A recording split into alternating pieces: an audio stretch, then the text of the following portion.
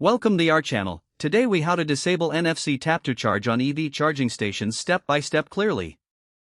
To disable NFC tap to charge on EV charging stations, first, locate your vehicle's settings menu. Turn on your vehicle and access the main dashboard. Navigate to the Settings or Preferences section. Look for the option labeled NFC or Near Field Communication. Select the option to access its settings. You may find settings related to tap to charge or similar functionality. Choose to disable or turn off the NFC feature. If prompted, confirm your selection to ensure the changes take effect. After disabling NFC, exit the Settings menu. Test by approaching the charging station to ensure tap to charge is inactive. If necessary, restart your vehicle to allow changes to fully integrate. Consult your vehicle's manual for specific instructions if the option isn't easily found. Once completed, you're ready to use the charging station without NFC interference. Remember to regularly check for software updates that might affect these settings. These updates may include new features or changes in the NFC functionality. Keep your charging experience safe and tailored to your preferences.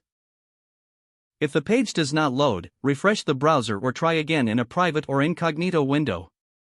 Make sure you are using the correct email address, then retype it carefully to avoid small typos.